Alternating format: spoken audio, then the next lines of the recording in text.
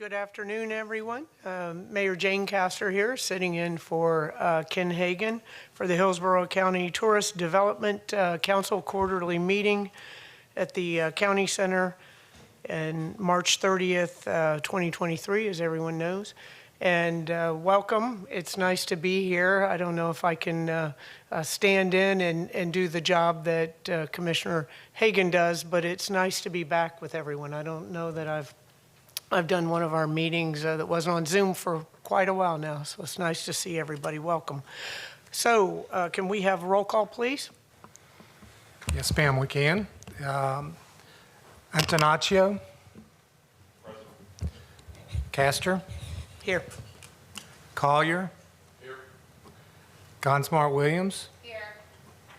Commissioner Hagan is not attending today. Kilton. Here. Noting it's virtual. Mackinac. That's a no. Manthe. Here. Morrison. Here. Placencia. Present. Ross. Here. Madam Chair, we have a quorum. Thank you. Appreciate that. All right. Everybody had a chance to review the meetings from the December 8th, 2022 meeting, and I'd ask for an approval if there are no comments or questions on that. Move to approve the minutes. Second. All right. We have a move to approve it. All in favor? Aye. Any objections? Thank you. We'll accept the meeting minutes from December 8th, 2022. Do we have any public comment this morning? Do we have any registered? June, Claudette? Okay, we do not. We do not? All right. Speeds. Administrative report? Okay. Mr. Barton? Thank you. We have a number of important things to talk about today, and some that have landed in our lap just recently. But I'll go through quickly the financial reports. All of you are familiar. This is the first quarter financials. As I've said many times, the expenditures are contract-based, and so they're fairly pro forma given. So what they'll typically be is quarterly disbursements based on contract. So that's what you'll see here. Recurring theme already is revenues are starting to exceed budgeted, as we've talked about in our previous year's activities. So things are still looking up. Same thing for the 6 cents, so I'm not going to go into the details. You've seen those before if you have any questions. I'll go quickly to the third, which is the larger collections table.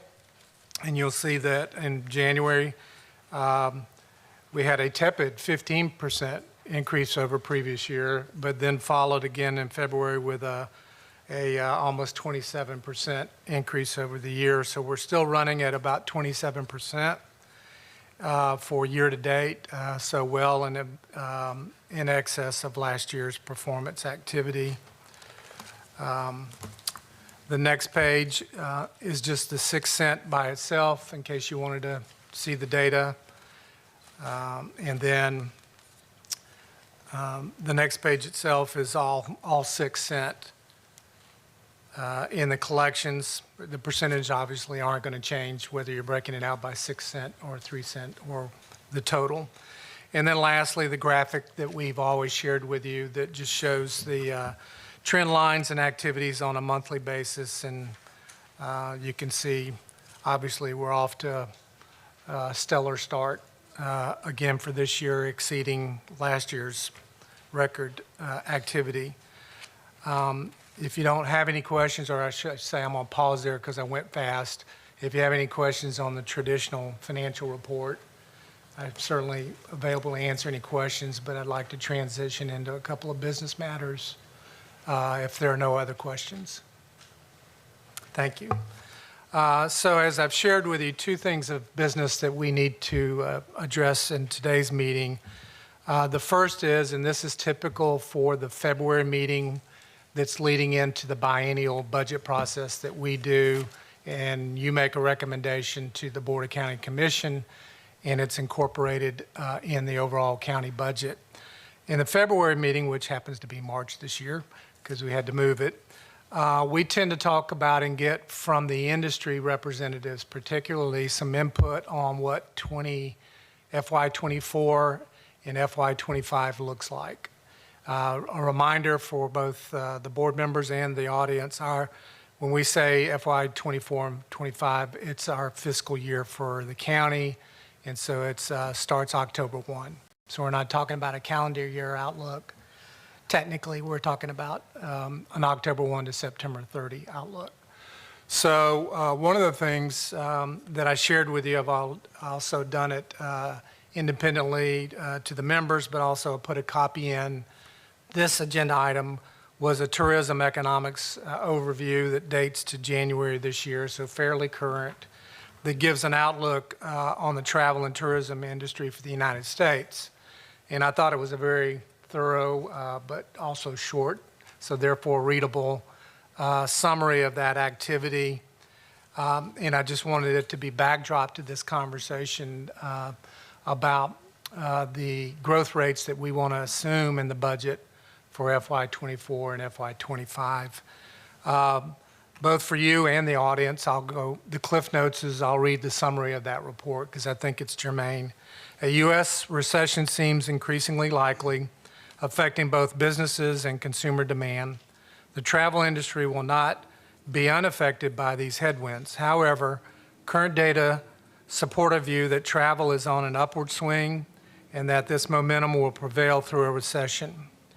As a result, the travel industry will defy the typical dynamic of falling to a greater degree than the broader economy. That is, while the economy tide recedes, the travel tide may still rise in 2023. So it's just a national outlook that is somewhat favorable. We know we have headwinds from the economy. We have the Fed decisions on rate increases that have historically been done already and may or may not be done in the next couple of meetings. And certainly economists view that we are, if not we certainly are entering a recessionary period. But this industry seems to be well positioned to maybe weather that. So the first thing I'd like to do, given that backdrop, if you don't mind, Madam Chair, is solicit some input from the board and particularly the industry representatives for a starting point. I've recommended a 3%, consideration of a 3% growth rate for FY24 and a 6% growth rate for FY25. And I want to discuss that with this board today and get feedback. And before I hand it over, basically the 3% was a nod to the headwinds that we're likely to face. And so recognizing, though, that we didn't see dynamics that would require us to go flat or even a negative, I still tempered that with a 3% assumption for 24 and then a rebound again.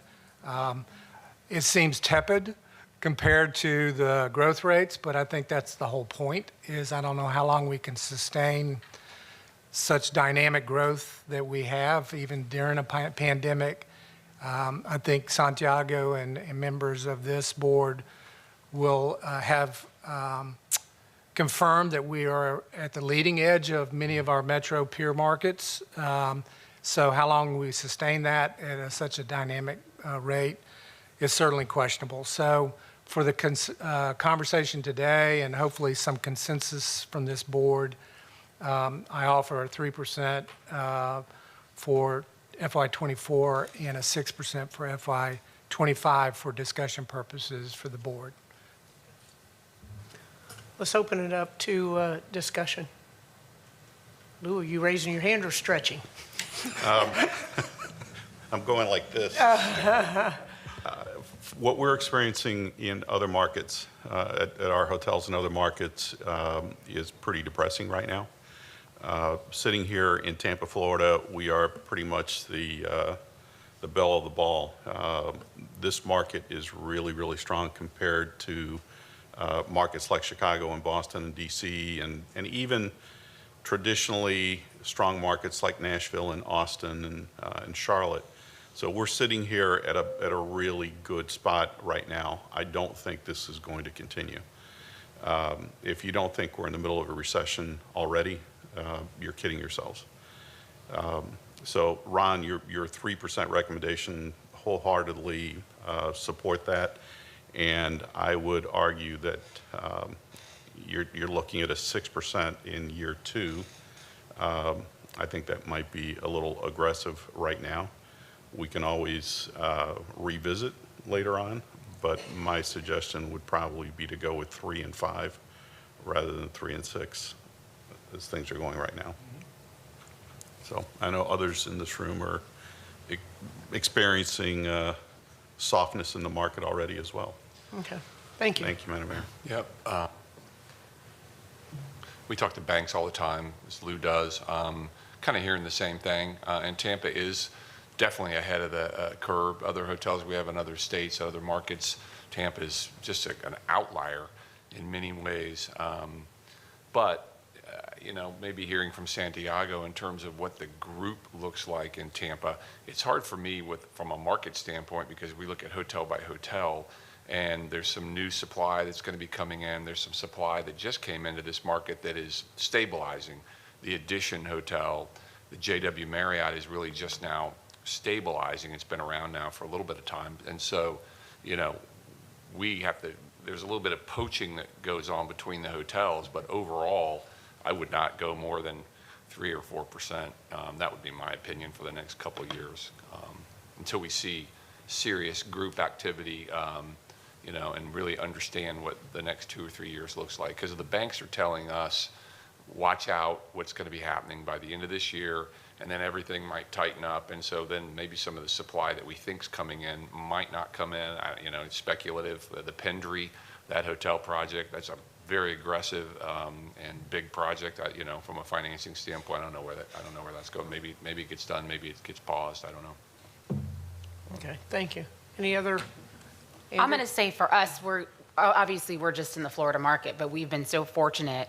We still see the parties coming in. We see a lot of people coming from out of town. I'm hoping there's still that influx, but I think to stay more conservative would be a good idea. 4 or 5 for the next 2 years. 3% is probably good for this year. We have been very fortunate.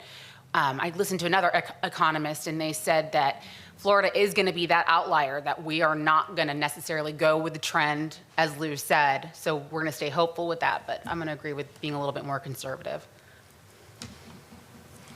I have a question.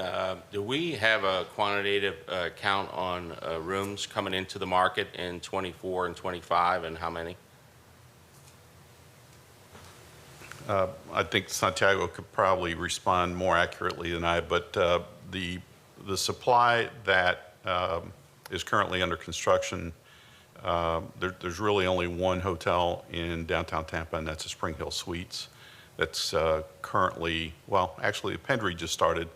They've got their foundation in. So those 2 hotels. The Spring Hill Suites opens in September of this year, October.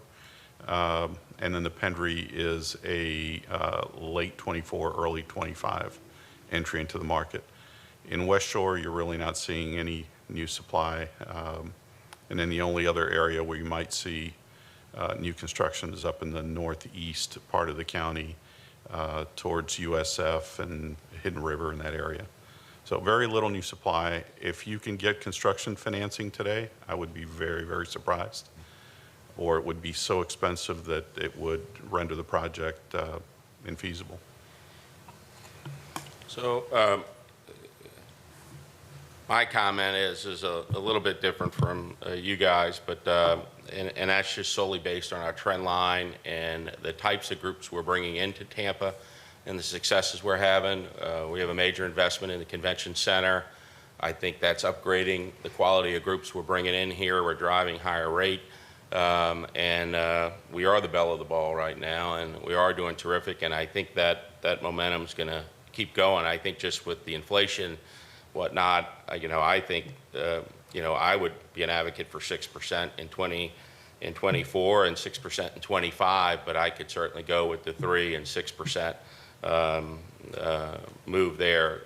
It is very reflective in our business. The types of groups that visit Tampa Bay is bringing to Tampa are much higher dollar groups. They're spending a lot more money in the community, and we're seeing it in RevPAR and ADR. So I mean, it's a wonderful position we're in. A lot of credit goes to the JW and the Marriott and how much meeting space they've added to the marketplace. I still think, and I wish Ron was here today, but I still think they're gaining ground more and more. That they're not leveling off. That property is just spectacular and just an incredible complement to the convention center and the beautiful expansion that we're doing there overlooking the water. So that's where I'm at. I would certainly support the 3 and 6%, but I would lean more at 6 and 6. Go ahead, Bob. I think we've been, sounds strange what I'm about to say, we've been fortunate not to add additional inventory. Like I said, it sounds strange. More inventory in some of the cities, Lou referenced Nashville as an example. As you're having to absorb more inventory, that means your capacity to be able to grow the marketplace, again, counterintuitively, works in the opposite direction. Because in this economic setting, the thought that we might be able to sustain the growth we're seeing would be undercut if we had more rooms to fill. And again, this sounds like it's not the usual conversation you would hear or expect. But in this instance, the fact that we don't have more inventory gives us a chance to sustain where we are and to grow from where we are. Every GM or owner I speak to all have the same general comment. They're fascinated by this market. Their portfolios are tanking everywhere else around the country or struggling everywhere else around the country. They have big expectations for their properties here in Tampa Bay. But they also offer the conversation on new inventory that with what the banks are currently offering in terms of their forecast of what's on the horizon, and Lou and Joe hit it, the prospects of someone coming in and wanting to build new, finding the financing to make that happen is a mountain. And no one is interested in climbing that mountain right now because they don't know where it's going to stop. And the Fed has said, we don't know where it's going to stop. So when we look at how we position ourselves, I think Troy is right when it comes to how we view our trend line. But I think in abundance of caution, 3 and 6, 3 and 5 is where we need to be. The good news is that it's always easier to round up than round down. And for those of us who have been here at the table for a minute, we've been here when we've had to wind or round down, and that is a difficult conversation. And one I don't really relish going back to if we don't have to. So I think that the recommendation of 3 and 6 is one that we can hang our hat on, that at least says that we've anticipated what might be, but we're also paying attention to the fantastic numbers that we're seeing in the reports coming before us. Madam Chair, if I may, a couple other quick comments. One, at the risk of repeating myself, this is a great time to not lower rates, no matter how difficult it gets, because it just takes so much longer to bump rates back up to recover that rate loss.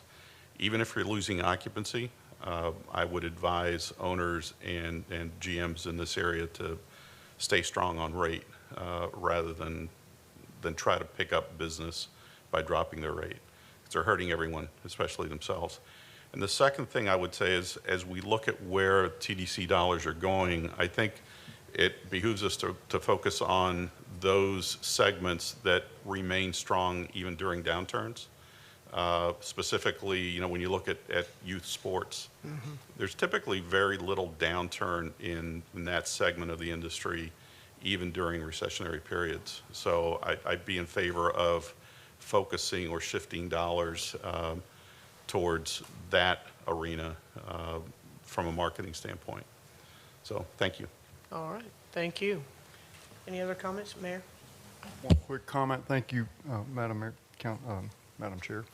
So I would defer to my colleagues here who are better positioned to determine whether 3 and 6 or 3 and 5 or 4, and I'll leave that those calculations to you. But I think it's important, and I've said this here before, and I've said this at home in Temple Terrace also, we need to continue to play to our strengths. And we are obviously in this region seeing numbers that are outstripping all the other metros that we're competing with. And it's easy to get the idea, well, we've arrived or we're doing so well, maybe we should let off the gas a little bit. But this is, in my opinion, this is not the time to let off the gas. We are doing tremendous work. Downtown Tampa is wonderful. The county, the region is doing very well.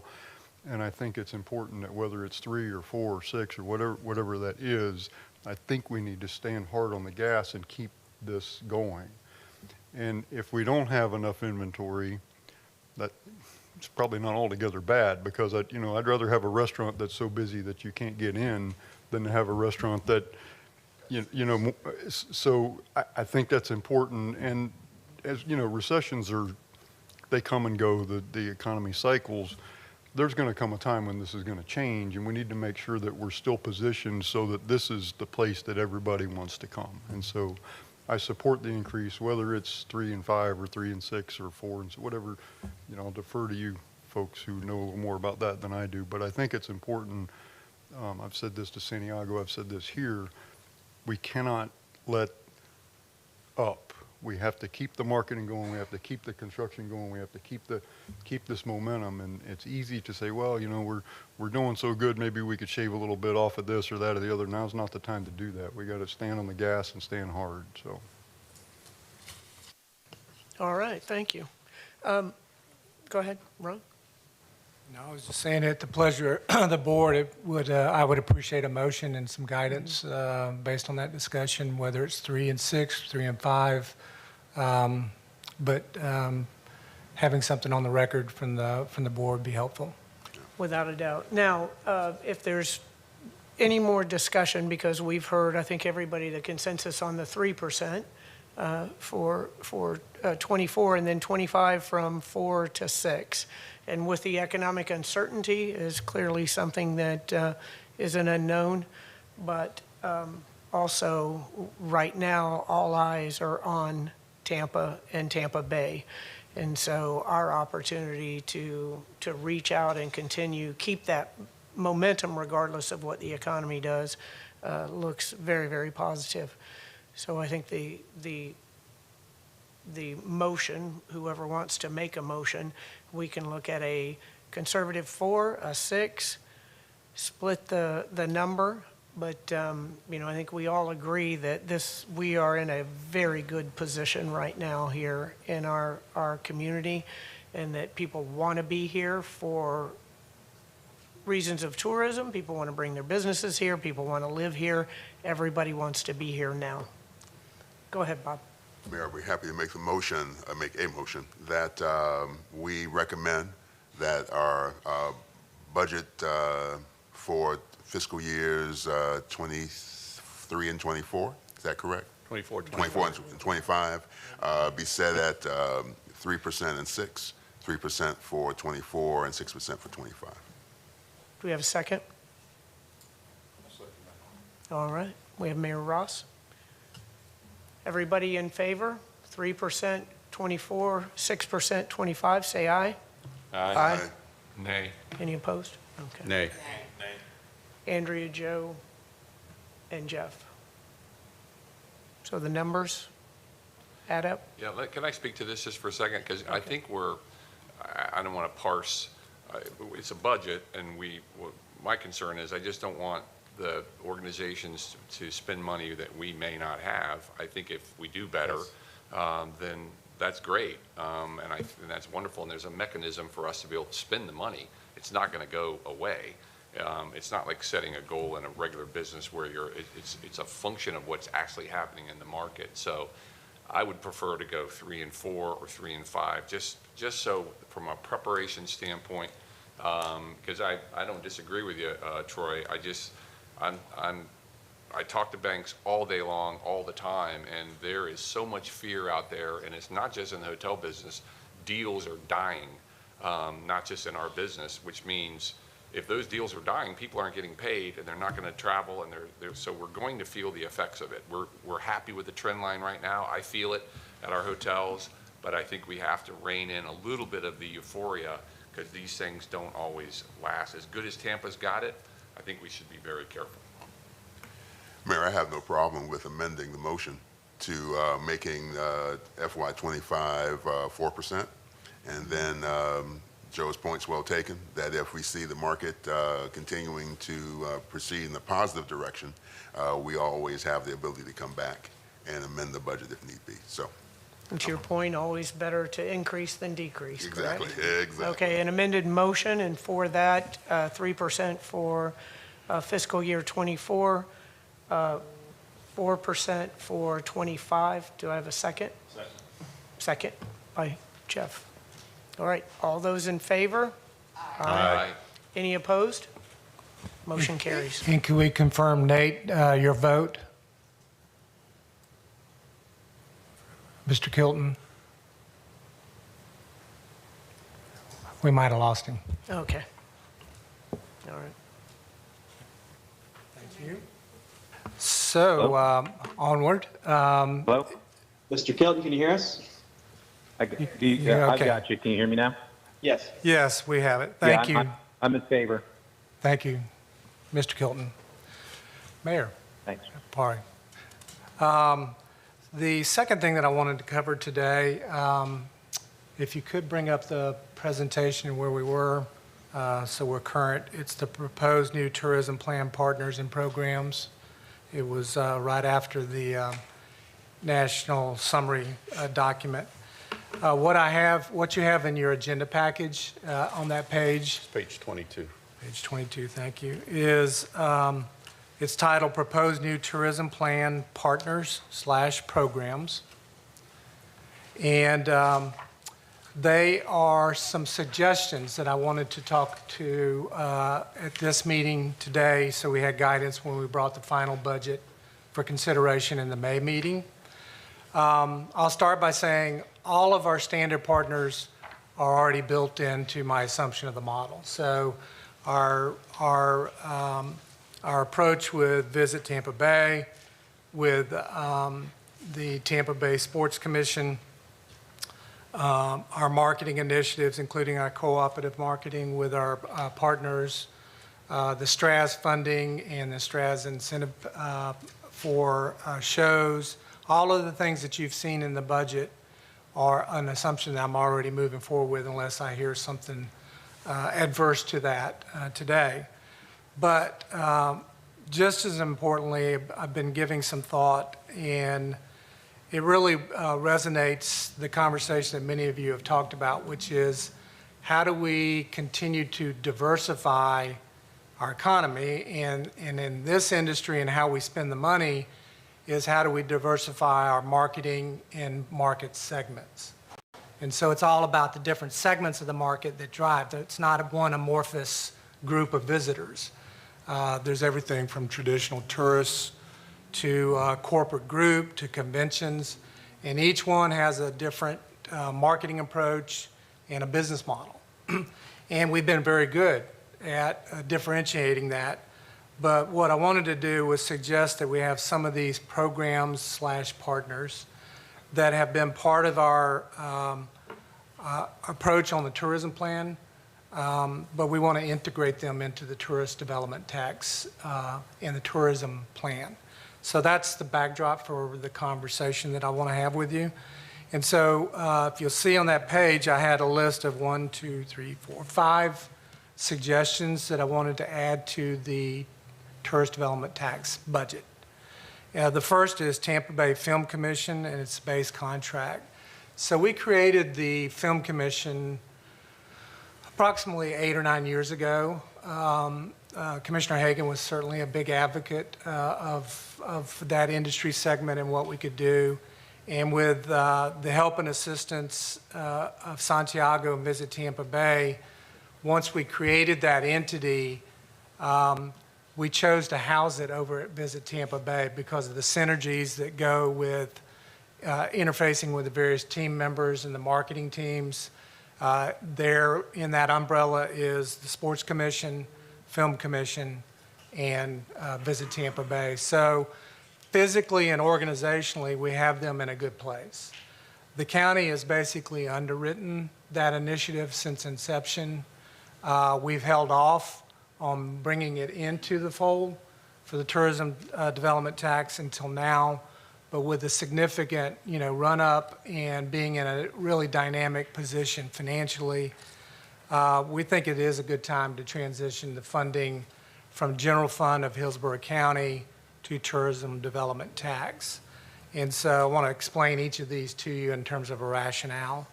So they're a small agency. It's basically about 1.5 to 2.5 people. It's a $450,000 a year annual operating budget. So we're not talking about a big agency. But and then no changes would be dictated organizationally because of where they sit and how they're already configured. It's just a funding source reallocation. I'm actually going to skip on you because I want to just stay with the subject. If you go to the third line item, it's called Film Incentives, Tampa Bay Film Commission. And when we established the Film Commission initially, it was really just the office.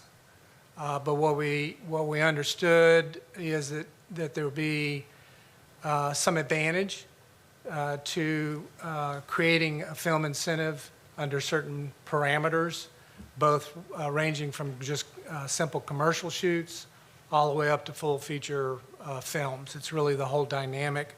I won't pretend to be the expert that Tyler is at the Film Commission, but we can certainly have him come as we should in the future. But we have film incentives of approximately $460,000. You'll notice the number I have here is 300.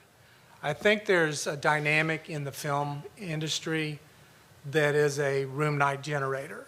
I also think there are activities related to attracting film and activity that's really local-based economy. It's the vendors that we have already that are supply and support those commercial shoots and all the way up to major film shoots. So the dynamic of that business isn't necessarily always a room night generator. So if you're going to follow my bouncing ball here, even though our budget for that is $460,000, I think appropriately I'm asking for an allocation of 300 of it to move to tourist development tax, because I think there's a room night nexus for part of what they do, but I also think there's a part that really is local-based economy, and so we'll retain that balance in the general fund of the county.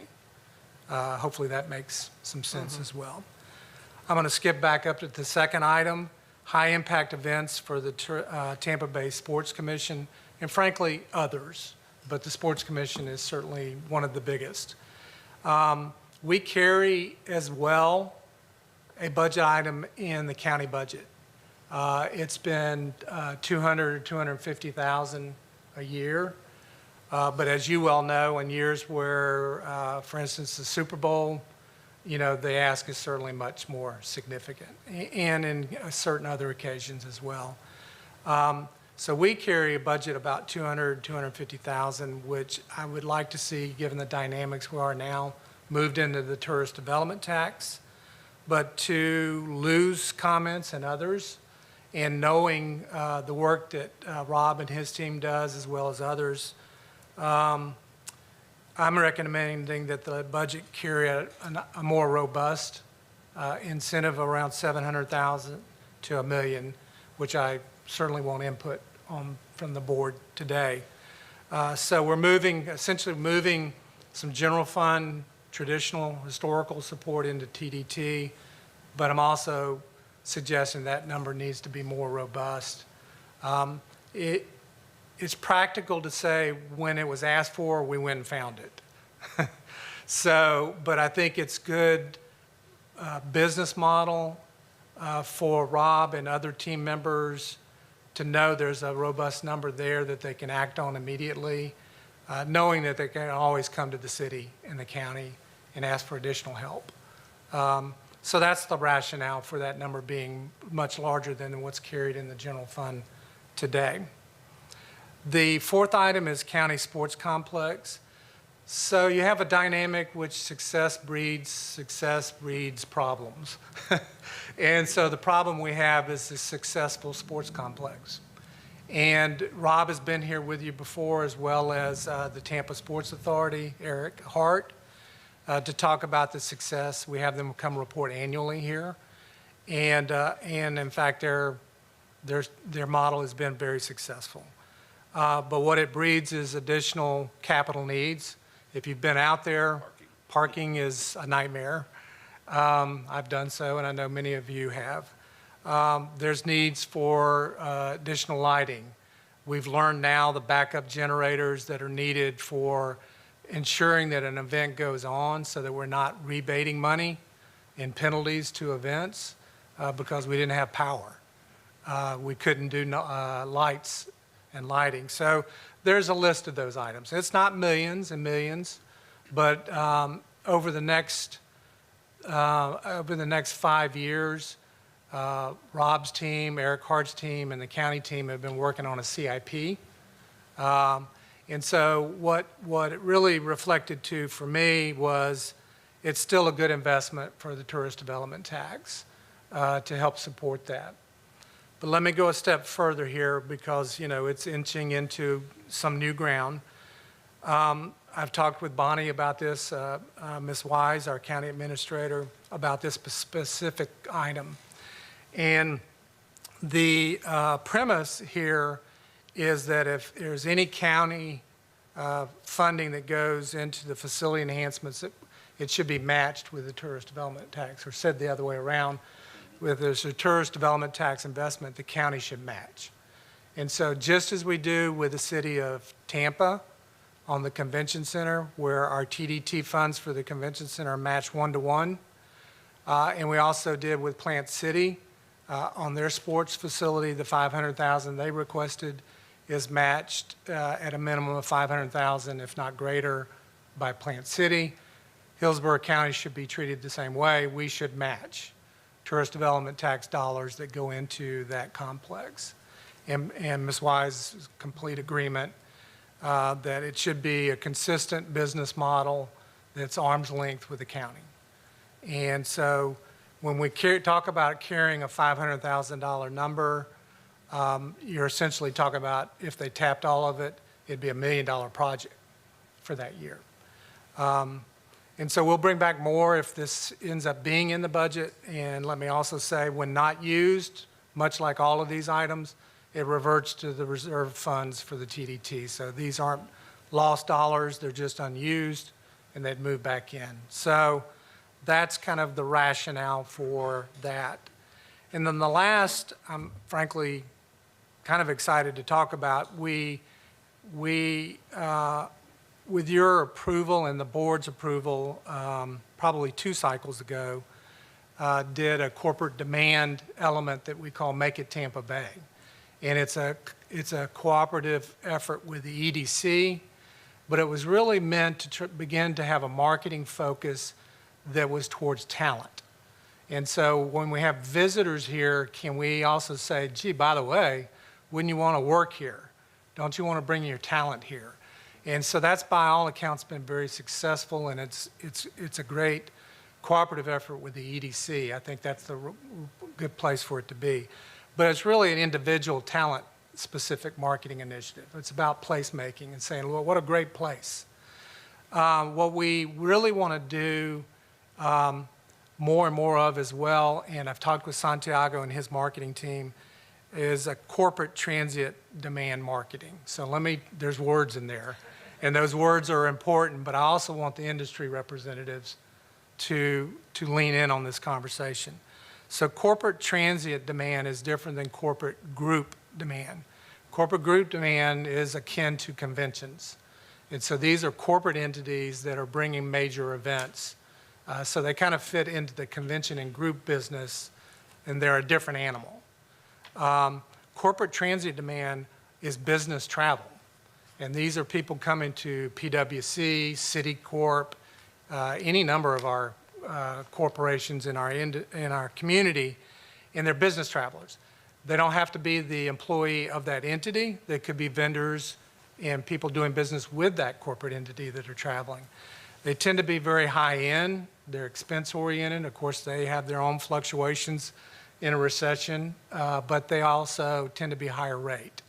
So it's a diversity. If you look at every one of these, it's a diverse segmentation of applying some of our dollars. Remember, we were in about a $30 million budget, so these are not big items, but they are placeholders for how we do diverse marketing and build diverse market segments. And so the corporate transient demand marketing, in particular, I can't represent more than a conversation but with Ron McEnaugh, who certainly would be a good input on this, was very supportive of this. He sees this, certainly in his property, is selfishly, is going to be a little bit more high-end, but he was certainly a big advocate for this being a placeholder to work with Santiago. Let me say, first and foremost, this is a line item that goes to Visit Tampa Bay, but it's to give them guidance that it's a very specific market segment that we want to target, and their team has been talked, we've talked with them about it, and Santiago's team, and they're very supportive. So I'm going to stop there and certainly solicit input from the board. Hopefully I've explained the rationale, why some are shifting in, some are new.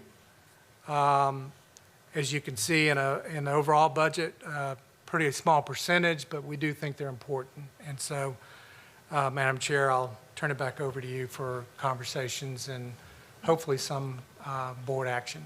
Good. Right. A couple that I'll speak to, and then personally, unless someone on the board can explain sort of the nuts and bolts of the corporate transient demand. Maybe Santiago could come up and give the specific examples. I know that would be helpful for me. I don't know if anyone else. But the Film Commission, I know that we've lost a number of, we had one film that was based on Ybor City and the history of, and they built a replica of Ybor City in another state. And so I think that we are missing an opportunity there with our history and a lot of the amenities that we have that would be very attractive for the film industry. The Tampa Bay Sports Commission, they do an amazing job. I've been on a number of pitches with them, and I think that they are woefully undervalued in what they do and what they bring to our community. And I am a huge Rob Higgins fan. I told him he could never move from this area, period.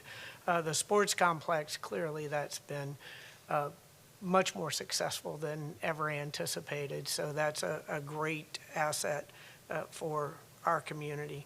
And then lastly for me is just the maybe a little bit more on how the corporate transient marketing would actually work.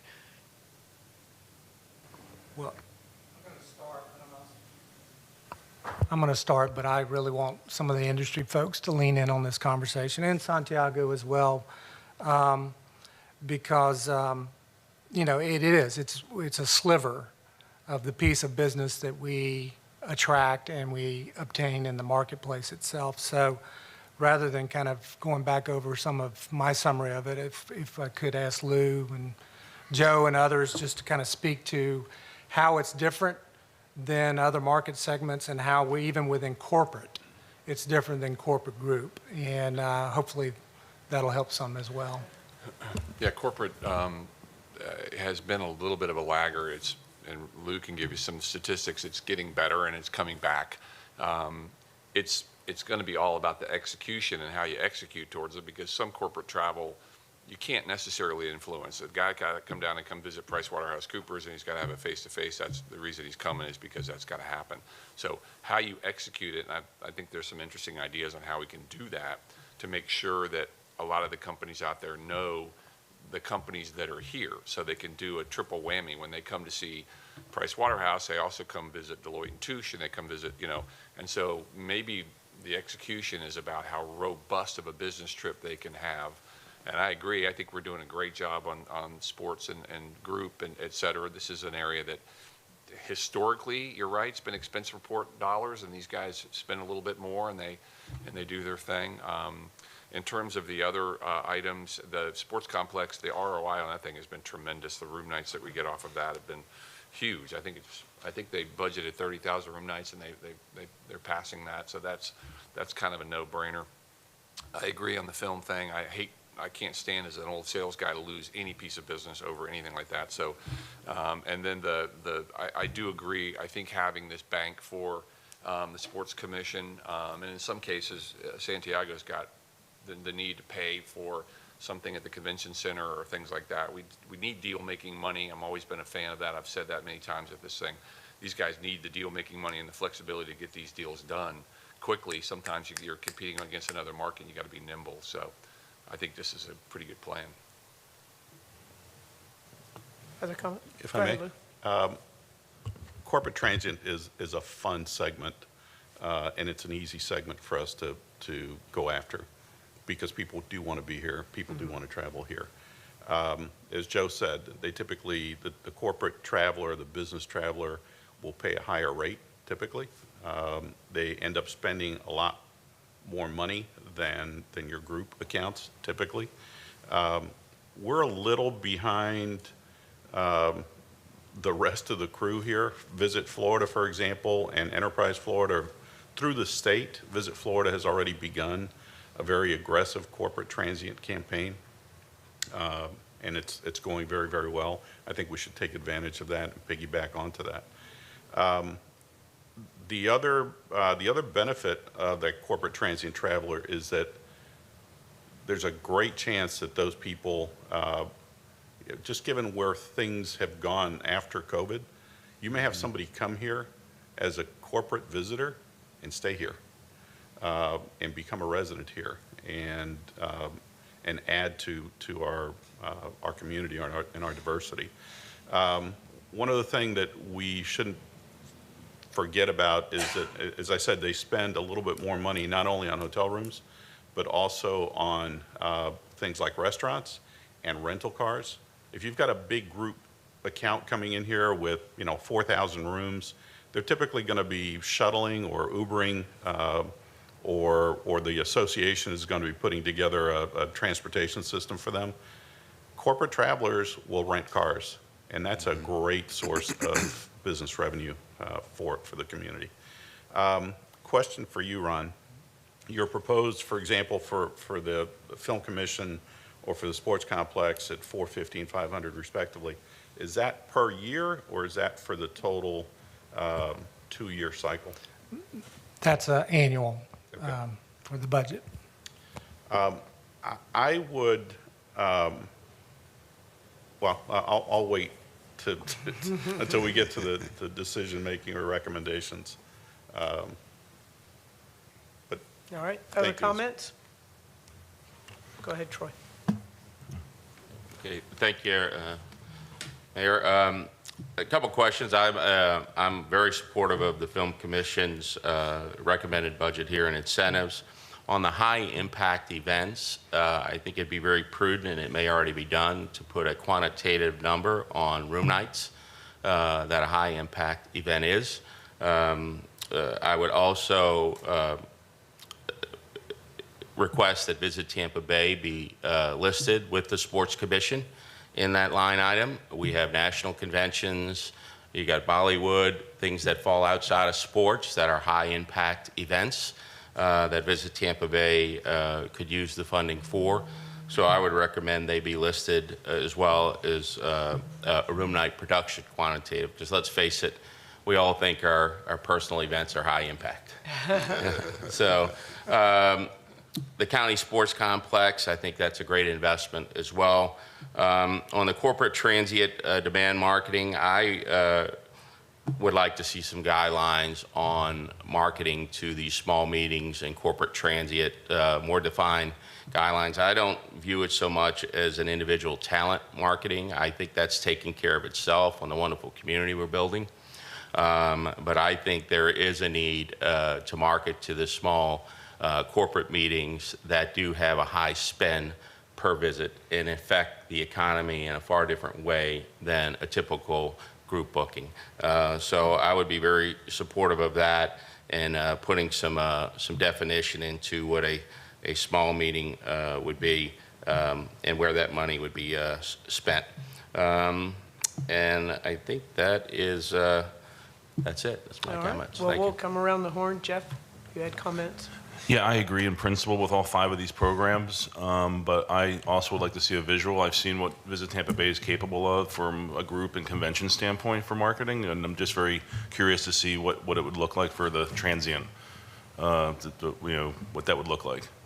But yeah, I agree.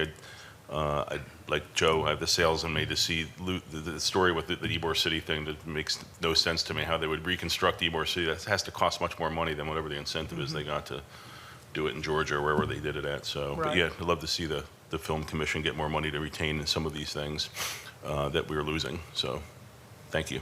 All right, thank you. Bob? A couple of comments. First, I think the model concept with the facility enhancements at the county sports complex where it's a match is absolutely, that consistency is absolutely on the right track and does speak to the partnerships that we've established with the city of Tampa and the city of Plant City. So that element, I think, is a valuable one to be brought to the table. The other piece in support of the corporate transient demand marketing is piggybacking on Joe's observation. If you also think about extended stay, now all of a sudden you give that corporate traveler the reason to think, well, maybe I'll bring my spouse, my kids, and now as opposed to leaving, I might decide to spend a Friday and a Saturday or a Saturday and a Sunday in the market where they might ordinarily just go home. So I think there's some ways to package the corporate business purpose with the leisure spice that could be added to the mix. But unless we tell that story, we're not going to drive that conclusion. I can think of conventions I've attended over the years who were in Florida who decided to drive delegate business. They would package the convention with a cruise.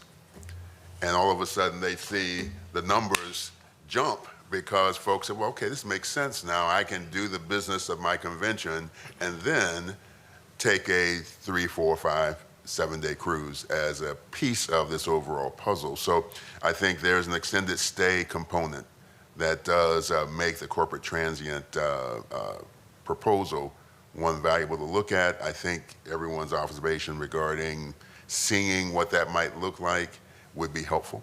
And I think it would help us all understand what the metrics will be and how do you measure success or a need to recalibrate if need be. Mm-hmm. Thank you. Any other comments? Andrea? I loved your point, Bob, about how their people are going to extend their stay with their families, because I know personally for my family, we do the same thing when my husband's traveling or I'm traveling. And to say that Rob is an invaluable member to our county is an understatement. I know how much they bring to our restaurants in groups and individual parties. And we're affected just like the hotels. All of these items, if people are going to stay in hotels, they have to eat. And so I think all of these would be great and valuable things to add. All right. Any other discussion? Okay. From what I've heard, everyone's seems to be in agreement, but just more detail on the corporate transient demand. So I would ask Ron if could that be delayed until we received basically a proposal on that? Or a marketing plan, or? Yes. Yes, because it's a figment. It's not a figment as in made up. It's, you know, it's a defined element of the market and the economy. But, you know, it's going to require, the one thing that we've tried to never do is micromanage our partners that do things well. And so, you know, Santiago's team, you know, will be handed this guidance, guidance from the county and the guidance from the TDC. And this is not flat-footed for them. We've had conversations about this. But, yeah, it'll require them to begin to put some structure around it. And it's also a baby step, right? It's 1 year funding of a what? But if you know it's there, then you can build a campaign. You can build a program around it. If it's a 1 year shot, you know, you approach it totally different. So be happy to. I think, you know, I think I've got the feel here that there's general support for it, but just trying to understand it better. Yeah. So I'll work with Santiago and his team to see if we can just put some basic structure. It will not be a marketing plan in the next three months. Right. But it will be kind of an outline of some strategies and what we're talking about. Yeah, I think if you look at the price tag too. Santiago volunteered you. Are you okay with that? Sure. Yeah. Just a little more detail for the board before we make that decision. Madam Chair, Yes. may I? What I was going to what I held back on, Troy brought up, and that is a small meetings market. And I would ask that a portion of these funds be focused on small meetings, 25 to 30 room groups. That is a huge segment right now nationally, and there's a perception, correctly or incorrectly, that Visit Tampa Bay is focused on bringing in major association, major groups, and is not going after the smaller groups. That is definitely not the case, I assure you. But if we had a focused program to go after those 25, 30 room pieces of business that is corporate in nature primarily, I think you're going to see a huge reward from that. And it's also responding to the smaller hotels in East Tampa and in West Shore and, you know, non-downtown markets, sub-markets that are saying, hey, you know, what about my hotel? So that would be my recommendation, piggybacking on what Troy brought up. Thank you. I would just add to that, I would like to see it at 50 rooms or less, Lou. I mean, if that's agreeable to you, that to me is the magic number. You know, to prescribe it at 25 to 30 is a little tight. So. That's a great point. I spoke to an annual corporate meeting at the Addition just as it opened, and they had probably 40, 45 individuals there. So, and if you put it on the sports, everybody, you know, the analogy with the sports is always easier for people, where everybody's always going for a Super Bowl. When are you going to get the next Super Bowl? But if you look at what Rob and his group have brought here, it far exceeds in the NCAA playoffs. And yeah, it's incredible what we bring here that isn't recognized maybe nationally, but it's such a economic benefit for our community. So does anybody want to form this into a motion? I'm happy to. I'll give it a shot. I move that the proposed new tourism plan partners / programs recommendations be moved forward to be placed into a budget for our consideration. Is there anything you'd like to delay in that motion? Yep. With the marketing plan for corporate, transient, demand, and small groups? To follow. Or marketing framework?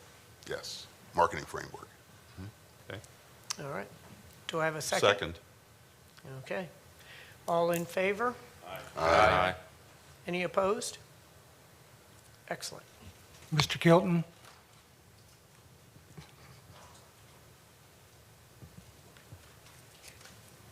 Okay. Phew. That's how this one always Can you is hear us? every 2 years. I think, was that, Nate, was that you? Yeah, I'm in favor. There we All go. right. Thank you, sir. All right, thank you, Mr. Barton. I have to put that, note that every 2 years, schedule a long period for Longer this period. meeting. Yep. All right, and now we are going to hear from the Tampa Bay Convention and Visitors Bureau. Santiago? And as Santiago comes up, I'm sure he will, at the conclusion of this, maybe kick off a little conversation about the House bill that just passed, or committee bill in the House. And I don't want to spend too much time on it because you know how it works. But the fact is, it looks like it's moving forward and will be passed. What we can hope is the Senate bill does some moderation of that. But so we probably don't need to gnash our teeth too much, but we do need to acknowledge it's pretty significant. Good morning, Mr. Barton, our Honorable Chair, all of you. Thank you so very, very much for your support. I want to start by thanking Ron Barton. He's so deliberate, so intentional, so intelligent, brings us all into the fold. I think I can speak for Rob, who I think I have an inferiority complex to today, with all the accolades. I hope somebody will throw one my way before the meeting's over. And Tyler, to say thank you, because the work that they do with us is incredibly impactful. So on behalf of Rob and Tyler, and I think we work so closely together, I can speak on their behalf. Thank you for your considerations today and your trust in us.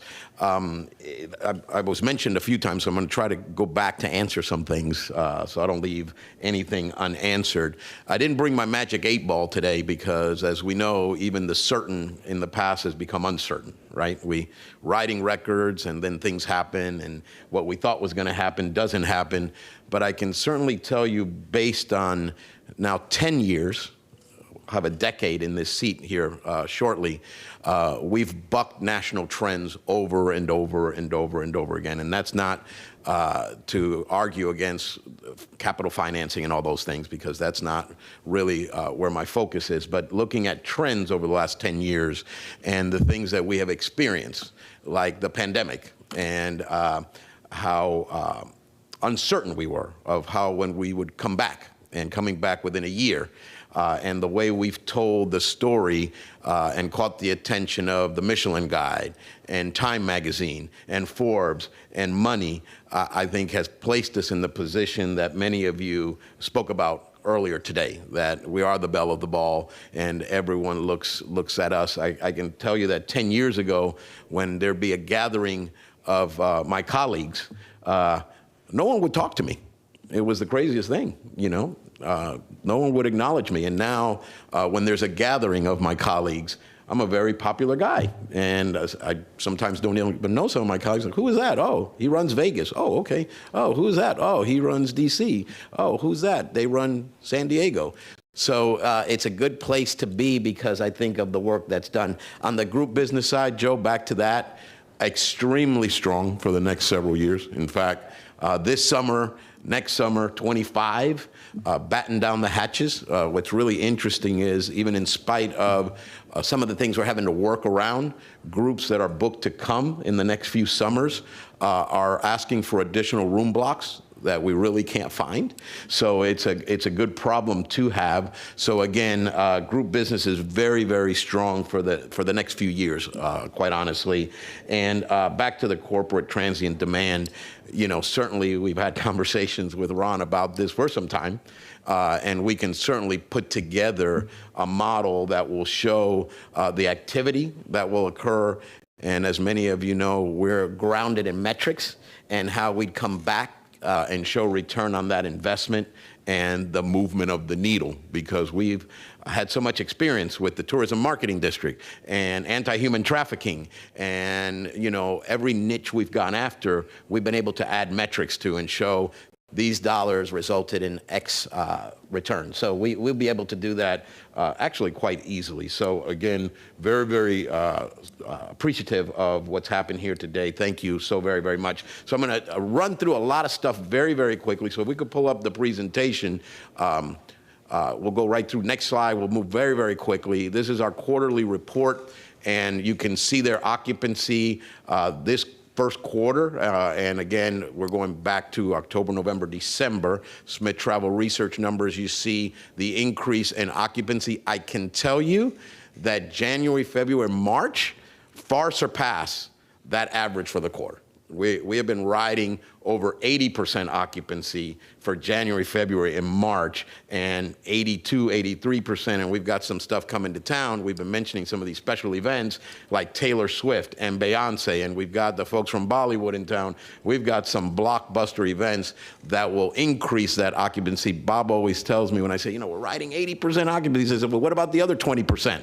Well, we're trying to find the other 20%, okay? But 80% is pretty stellar. So next slide, please. If you look at the effect on ADR, thank you, Lou, for mentioning rate.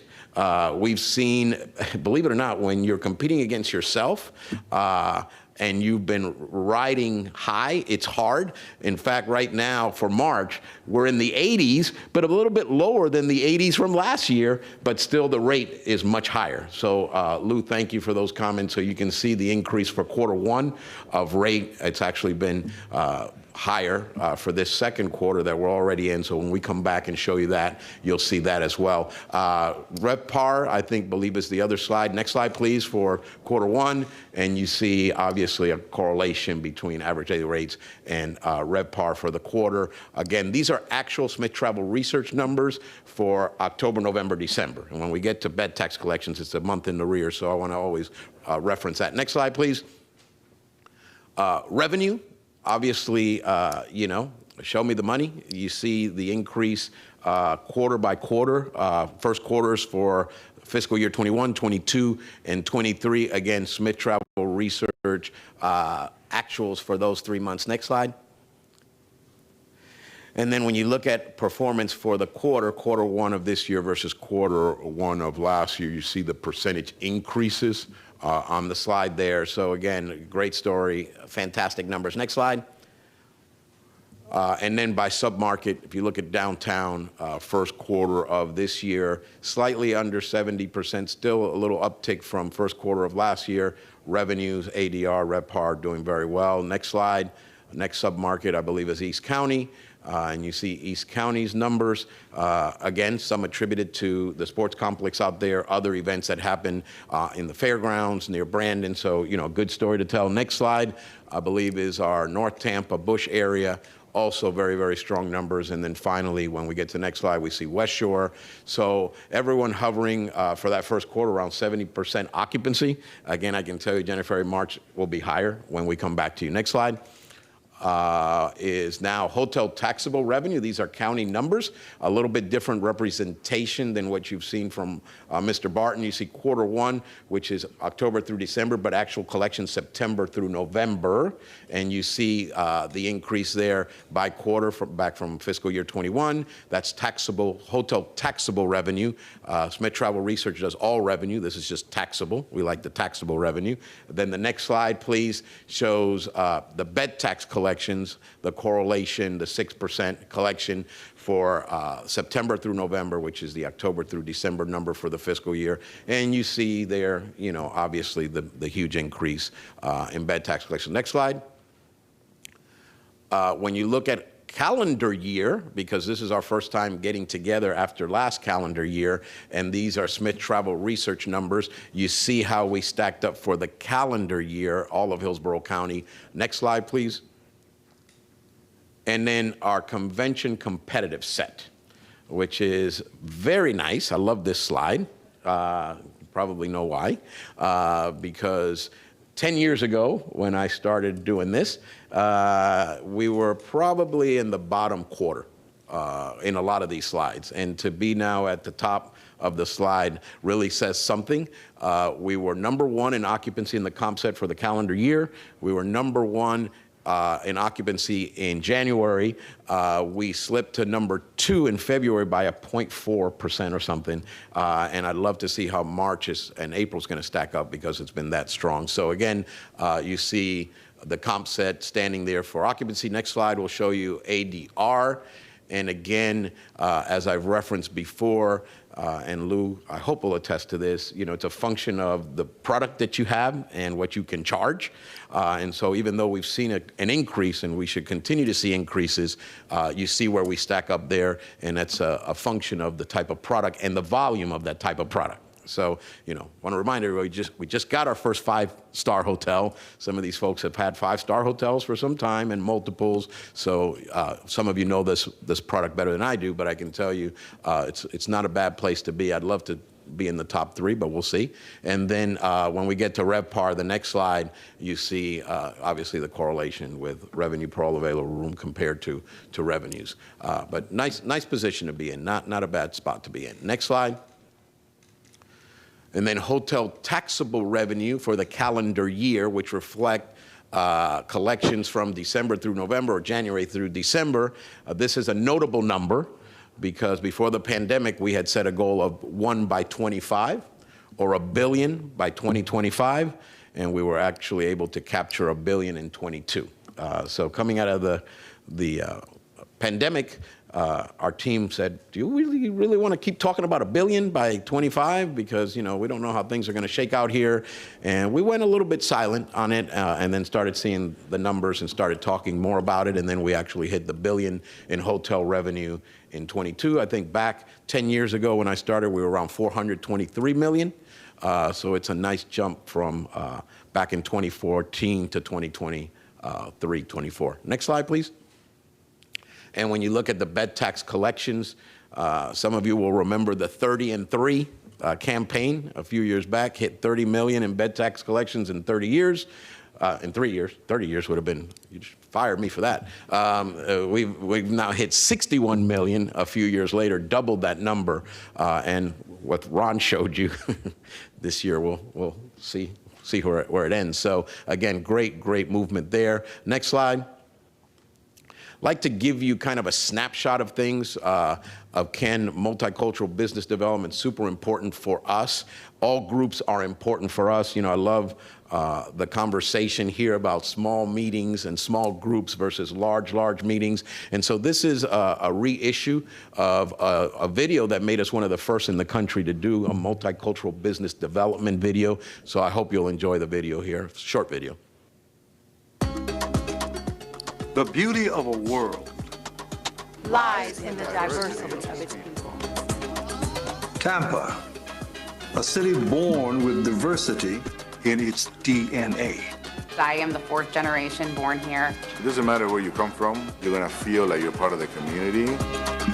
A place where street corners are lined with culture.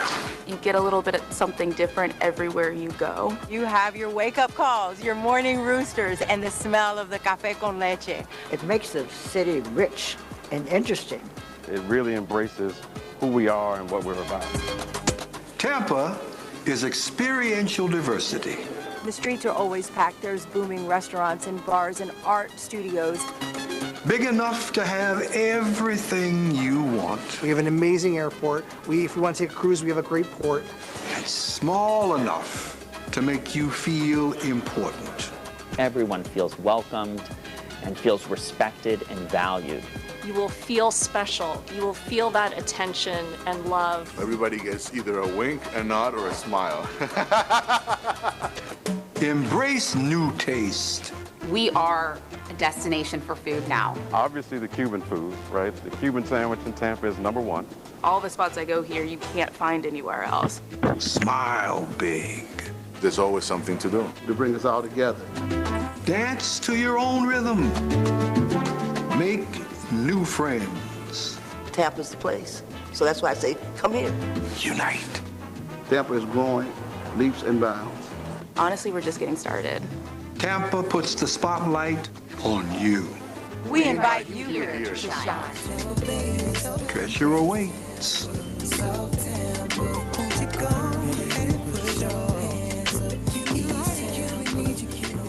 I'm really proud of our video collection. We've done the arts, and we've done multicultural business development, and we've done medical tourism, and so we just continue to grow that library.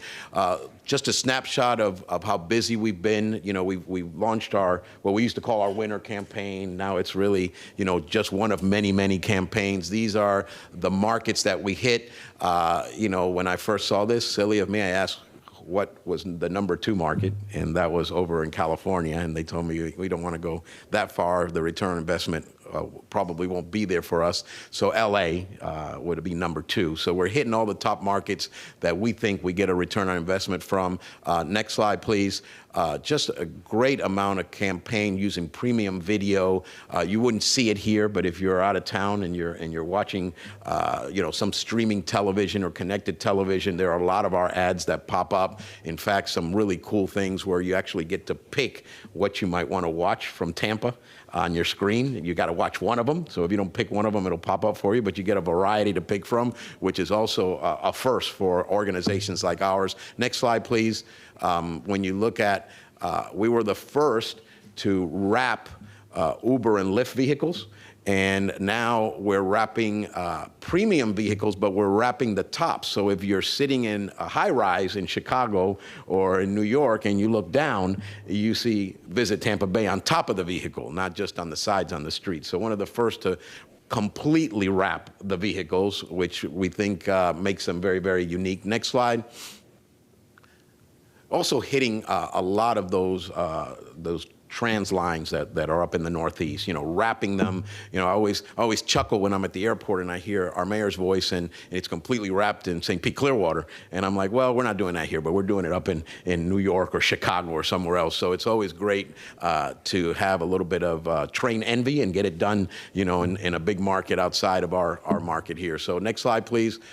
We look at a place that we completely take over during the winter months, Hudson Yards. It's the coolest place in New York. We were the first to market there, and we've continued to hold that position to be able to reach a large audience in New York City. Next slide. And first destination marketing leadership organization to take over a brand new station, the World Trade Center station. We've taken it over. No one else is in there. We've kind of done it all. So it's a great marketing vehicle for us in New York City, and the images and the visuals and the billboards and the digital signs look fantastic. Next slide, please. And then another station, first organization like ours to take over 33rd Street Station. So we've taken that one over a la the World Trade Center station and really just completely dominated the marketing in that station. And you see some of the number of units, 162 units. That's billboards, digital signs, wraps. 4 weeks we were there and over 15.3 million impressions. So a lot of activity around those stations, a lot of action. Next slide. And then, in Chicago, we're just, all over the place. And Ron talked about our work with the EDC. If they're after some corporate relocation somewhere, we bug those people. I mean, right outside their building, we'll have a big digital board that says, "Make it Tampa Bay," and we'll wrap garbage cans around that place and vehicles around that place. So working collectively, we can really, really hit some major markets like Chicago with these streetscapes that are still very, very popular there. Next slide. And then in Boston as well, there are live boards now in the busiest stations in Boston. As you know, Boston is a market that we hit. We hit 61 units in this particular area, and we're there for 8 weeks. And so with FKQ, a great partner, they extend our dollars and make us live in places longer than we probably would. So again, just great takeover in Boston. These are just some snapshots since we last chatted about our activity during the winter months. Next slide. And in Philadelphia, these are new, digital and static bus station shelters, where we can actually dominate with visuals of people that are there and they're commuting in and out and really want to then come and visit us. So again, a lot of work there with new marketing initiatives. Next slide. And then paid social. We've got this campaign going with just a juxtaposition of words, like relax boldly. And when we do this paid social, you see this young lady relaxing and then relaxing boldly. So she's by the pool and she's relaxing, and then she's on a roller coaster relaxing boldly. So again, a lot of imagery and juxtaposition in New York, Chicago, Boston, Philadelphia, Dallas, and Washington, D.C. Next slide. And high impact digital engagement, obviously, you know, we have to stay ahead of the curve with technology, and we're geofencing and targeting people on their phones. So we have banners and programming and video that pops up on their phone that they can access about our destination. And so consumer data and polling technology is really getting metrics on how many people we're hitting and conversions on those hits. And the next slide is an area we're very, very proud of as international travel comes back, and I'm glad we're having a focus on corporate transient demand. We've also bulked up internationally. So we've added, if you see there, the existing destinations where we had representation are in white, and you see the yellow where we've expanded representation. So we've launched an agency in Mexico.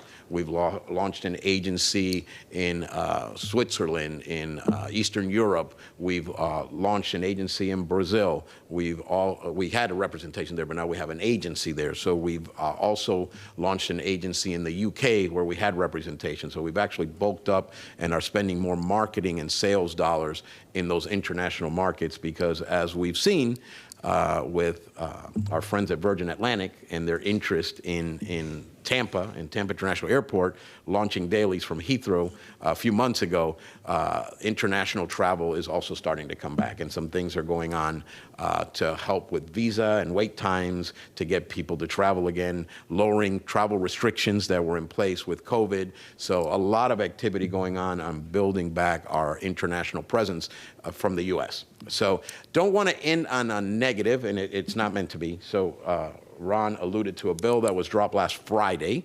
Let me see how I word this. It's going to take some thought and some self-discipline. It is, again, alluding to my 10 years here, it is the worst bill that could have ever been filed that would be extremely detrimental to tourism. It went to its first committee this week, and it passed. There was a lot of conversation. I want to thank all of you that helped acknowledge that it's a problem and that we're not in support, that we're in opposition. Just to put it in perspective for you, and I'll just give you the salient, juicy parts of the bill. None of them are good, so the juicy part, I don't know if it's good juicy or bad. It's probably bad juicy. First and foremost, it would make it mandatory to take the tourism tax out to voters every 6 years, with the first vote coming in 28. And on the surface, that may seem like a good idea, but show me a tax that voters have approved in Florida, and that'll be something incredible and new to me. I can tell you that this would be a vote that our citizens would be voting on that they don't pay. So we could say, well, why not have a sales tax referendum or any other tax referendum and see how people feel about it? Our locals don't pay into this tax. This is a tax that our hotel partners pass on to their clients. So that is problematic in and of itself, having the citizenry vote on a tax they don't pay and may not understand. So that's number one. Number two, there's a provision in it that takes away the 40% minimum that the tax can be spent on for marketing and opens it up to any use and all kinds of uses. So again, the intent of the law, as Bob will tell you, from many moons ago, was that the dollars raised by hotels should go into tourism marketing and promotion and sales. So that minimum 40% would go away, and it could be used for anything. So that's another problematic issue. And then the one that is I think the most unique and has had our scratching our heads is this mandatory support of Visit Florida. And we all love Visit Florida, but the way that the language is crafted, rural counties would contribute 2% of their tourism tax collection. Bigger counties would contribute 5% of their collections annually for 3 years, mandatory. Then after that, it becomes voluntary. However, then Visit Florida with that budget would spend 75% of that budget marketing rural counties and state parks, and only 25% on the other counties. So it's problematic because the big counties would be paying the bulk of Visit Florida's budget and getting very little in return on investment. And don't even want to get into the problems back to people voting for a tax that is bonded. And if they decide not to vote it up or down or up and have it again, how that impacts our tourism tax dollars that are bonded for years into the future. So lots of major problems with it. Again, it's been heard in one committee, passed in one committee. It's not been given a bill number or reference to a second committee. We're watching it very closely. We're in contact with our delegation in Tallahassee. What's interesting, I was there and Bob was there and some others for Tourism Day, Hillsborough County Day last week, and as soon as we left on Friday, they dropped the bill. So we weren't even there when it happened. It happened late Friday night. So we're monitoring. We're definitely in contact with our folks in Tallahassee. Want to thank Representative Susan Valdez, who was a warrior on that first committee, asked all the right questions, said all the right things for us. So we want to, if you see her in the community, thank her. And our entire delegation's been very, very supportive. So we'll see where it goes. So I don't want to give it any more air than it needs, but kind of talk about those issues that would be extremely problematic and rise to the top. Let's give it some air. I mean, let's give it a lot of air. I mean, shouldn't we have a live opportunity to get with these guys and tell them how stupid this is? I don't even understand how the debt service would work that we've already committed to on the stadiums and all that. If it sunsets every 6 years, how do you even, what are you going to do? Are they going to reverse that obligation? I mean, there's so many things that are ridiculous about this. I don't understand why we were caught so off guard by this. This is bizarre to me. Well, we weren't caught off guard. There have been rumors about funding Visit Florida locally for a while. Obviously, rumors, conversations. You have to visit Tallahassee to understand Tallahassee. We could say it was a surprise, it's crazy, it's this, it's that. There are ideologies in Tallahassee, and I'm not being negative here. There are ideologies, I'm trying to be factual, that may not be rational, may not be logical, and will happen. Whether we talk to them, whether we don't talk to them, I think sometimes you can't rise above that ideology with rational, logical, factual information. And so I can tell you that, again, the bill would wipe out Visit Florida in a few years and possibly wipe out all the marketing. And what's more baffling to me, Joe, is not that this stuff happens, that we just went through a space in time where we lost tourism. And we all cried and yelled and suffered, and here we are trying to kill it in a few years. So that's more baffling to me than I'm not going to say it, than what's going on, right? Because I try not to lower myself to a certain standard. So I can tell you that it's scary, it's dangerous, and we have to do all that we can to try to not make it happen, and within our power. And at the end of the day, I think Barton is right. It'll move through the House, and hopefully at the end of the day, it will not happen, because lots of things have to happen, right? But we have to be vigilant through May, which is the end of the session, and all of this could happen through committees and through a process, or it could just be inserted in a tax package bill at the end of the day, the last day, or the next to the last day. So we have to stay on it and keep monitoring and try to block and kill where we can. So we can't let the facts get in the way, or rational thought, or logic. It doesn't apply in some of these circumstances. Mayor, one comment. I would focus on Pasadomo and Renner. Yes. In terms of the conversation, in particular Pasadomo. I think from a practical standpoint, the saving grace in this so-called bill is the third component that Santiago mentioned, and that is the bonding capacity. Our TDT dollars have been bonded into the future for years. And if the mayor would talk to her counterparts in other cities, I think she'll find that she's got a lot of support as well against this bill. Right. At the county level, at the city level, I don't want to say we shouldn't worry about it, but I would say it is so irrational and unfeasible that I would be surprised if it did pass. But I would focus on Pasadena at this point. Thank you. Thank you, Lou. I think Pasadomo is right. I don't know what grounds you would make up with the Speaker of the House, Speaker Renner.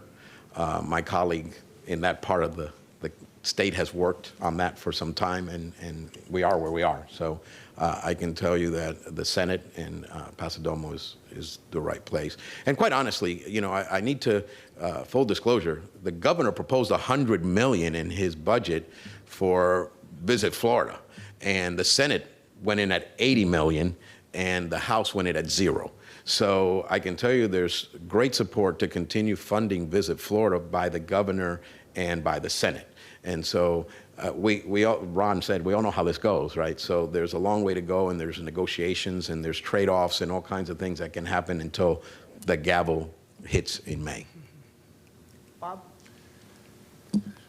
Santiago's done a great job of highlighting what happened. And is this my accolade for the meeting? Yes, Did I get it's one? coming. It's coming. Oh, thank you.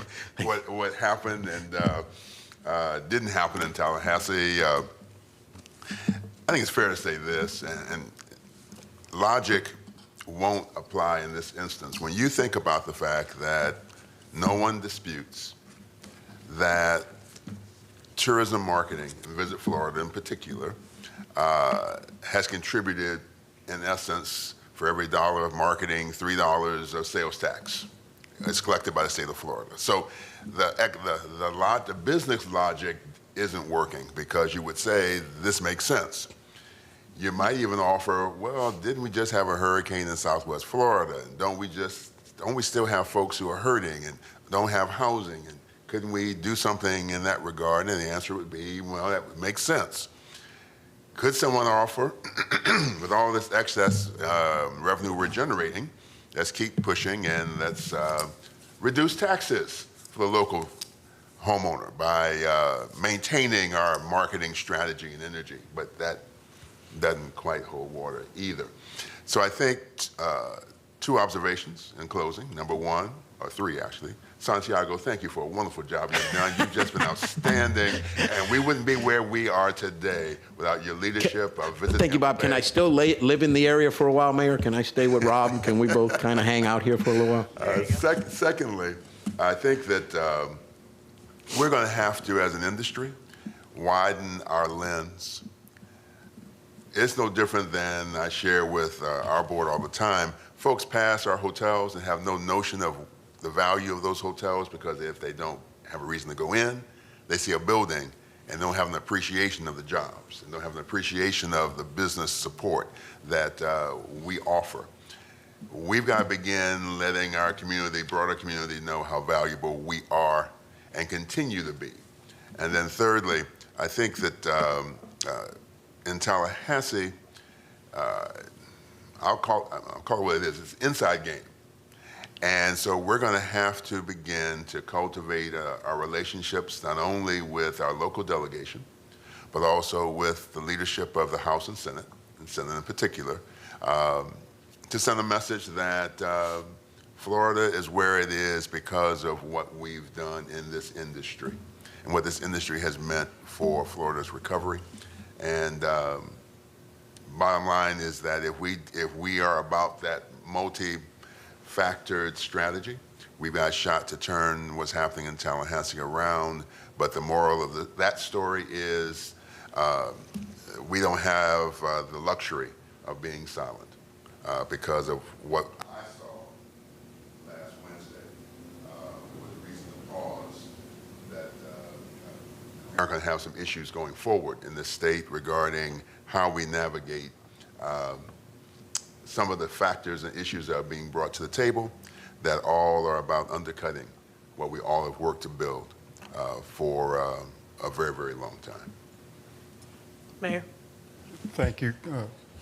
Mayor, I'll be brief. I was really disappointed and frustrated that we were there for Hillsborough Day and spent literally all day walking the halls and talking to everybody who would make themselves available. And none of this was even, and visit Florida people are there, visit Tampa Bay people, everybody's there, and none of this was ever said. And then on Friday, this thing was dropped. The other thing I would say is that, and I'm a small city mayor, I understand that, but I go to Hillsborough Day in Tallahassee every year. And like all of you and all my elected counterparts throughout the region, we all have our own relationships with our representatives. And we, obviously, the talks we have with them here at home when they're not in session are a lot more productive than, if you wait till session, it's too late. So we all have these relationships, but I would say to you, and I hear this, and I don't know if you do or not, that Hillsborough County in particular does not exhibit the same solidarity in Tallahassee that some of the other counties do. Frankly, for a county this size, when I go to Hillsborough Day, I'm always shocked at how few people are there. I think there were like 3 elected officials there. There was me and I think 2 others, and that was it. Of course, there's some other folks, but as far as elected officials, and I think the thinking is that, well, I hit these people at home so much, I have these relationships, I don't really need to drive to Tallahassee for Hillsborough Day. But we do, because I think it makes a big impact if we have a delegation from Hillsborough County. We may not always agree on every issue, but when we go to Tallahassee for Hillsborough Day, we need to stand together. And we could do better. I say we, I'm talking about my counterparts, elected officials. We could do better. We could have a bigger impact in Tallahassee. And I know that we're each doing our own individual things, but to go up there together and to show solidarity on some of these things, I think would help. So I just throw that out there for anybody listening, not so much for you folks, but we could do better. So if you're interacting with some of my counterparts, please encourage them to participate in Hillsborough Day, even if they are doing their own thing throughout the year. I think it's important that we stand together and walk the halls together. All right. Any other discussion? Mayor, I'll be very brief. I know the meeting's running long, but I do want to bring up a point from a private business owner. We talked about the concern about the bonds, but we as private businesses, we borrow money. We personally guarantee that money on the assumption that our destination is going to be marketed by bed taxes. And it's very disturbing that every year Visit Florida is under attack and the bed taxes are under attack. It really makes us apprehensive to go out and put our finances at risk, to invest in our business, to grow our business and create jobs when we have to fight for this every year. So hopefully we can get it resolved and these guys see the light. Yes, I agree. And then just the lack of unintended consequences of this, in the long range, small businesses, bonding, just so much that lies on this. So hopefully we'll be able to get this straightened out. And we have the group of cities, the Florida Urban Partners. So we'll be calling and doing our job with this as well. So thank you very much. Excellent presentation. The video, diversity video, was wonderful. Now I've learned something. I know I can relax boldly. I had no idea. So there you go. I'll try that. Right. I'll try that this weekend and see if what it does. And also, I'll give you a compliment. I had the privilege of participating in the ITB Summit in Berlin, Germany, where the weather was awful. Great city. But it was wonderful. I asked them as they step into the Berlin night at a gala, I said, just think to yourself for a second, it's sunny in Florida in Tampa Bay. So, Santiago did a great job and really oversaw the presentation. And there were literally entire countries here. And Santiago was the leader for the entire state of Florida. And it was a spectacular presentation. So thank you very much for that. All right, if we have no other business, we will adjourn. Thank you all very much.